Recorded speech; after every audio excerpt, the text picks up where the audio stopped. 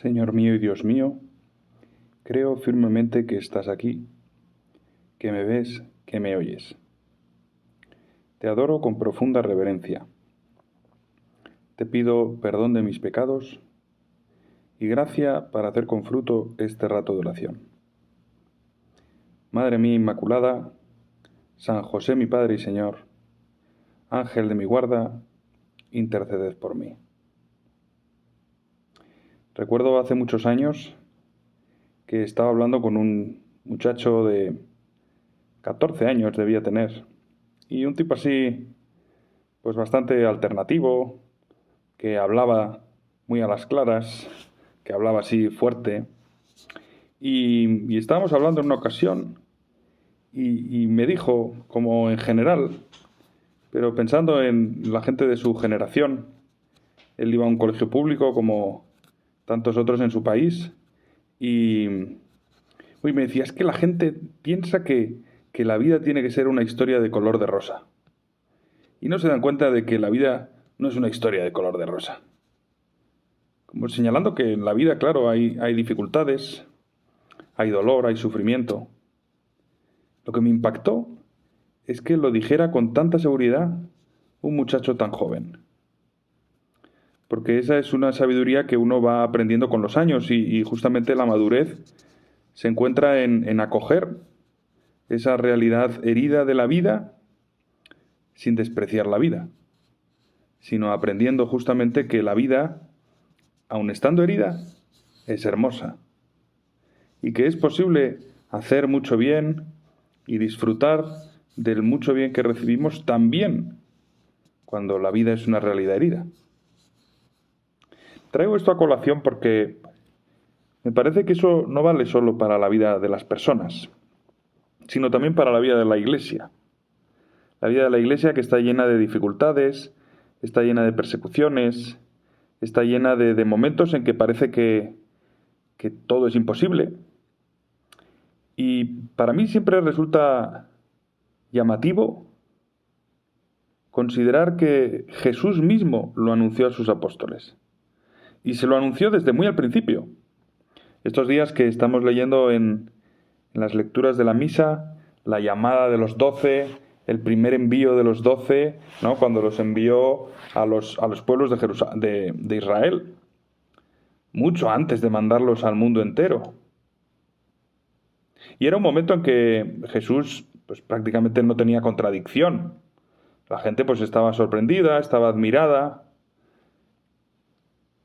pero los cristianos, los que seguían a Jesús, todavía no eran perseguidos, todavía no había, de hecho estaban en Galilea y bueno, pues ahí desarrollaba Jesús su misión con sus signos, con su predicación, que a veces sorprendía, a veces resultaba chocante,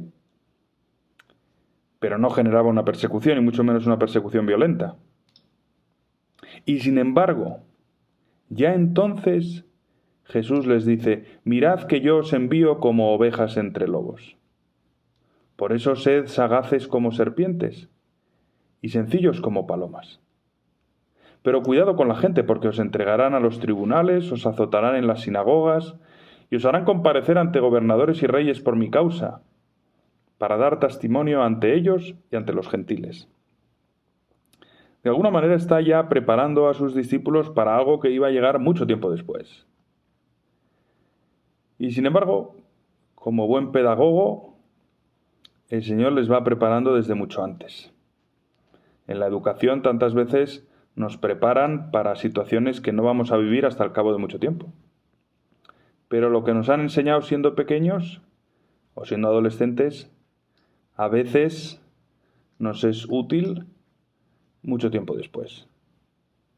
Y aquí el Señor añade un elemento que me parece que es tremendamente actual.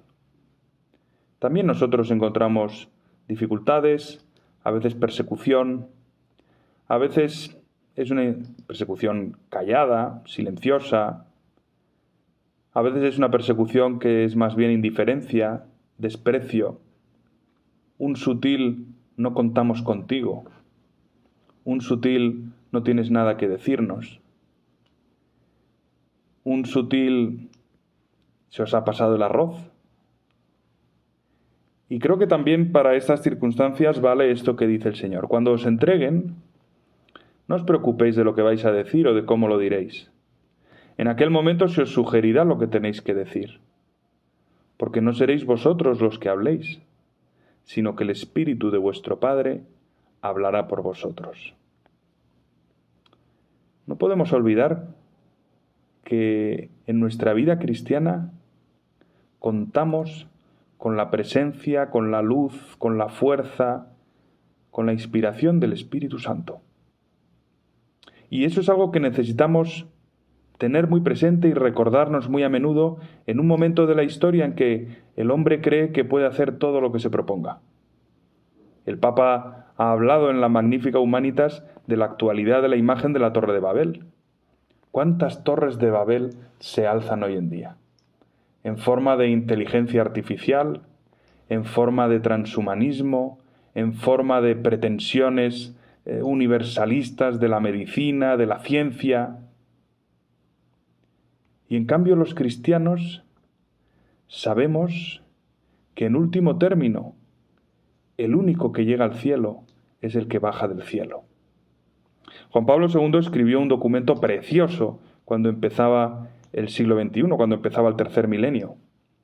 Es un texto que se titula Novo Millennio Ineunte. Y ahí planteaba cómo iba a ser la vida de la Iglesia en el siglo XXI y en el tercer milenio. Decía, claro, los detalles concretos pues dependerán de cada sitio, dependerán de cada momento. Decía, yo no puedo hacer aquí unas líneas concretas que valgan para todos los lugares y para todos los momentos desde el año 2000 hasta el 2999, lógicamente. Y sin embargo, decía que en la programación que nos espera, que luego se concretará de muchos modos, iba a resultar siempre válido un principio esencial de la visión cristiana de la vida, la primacía de la gracia. Y añadía, hay una tentación que insidia siempre todo camino espiritual y la acción pastoral misma.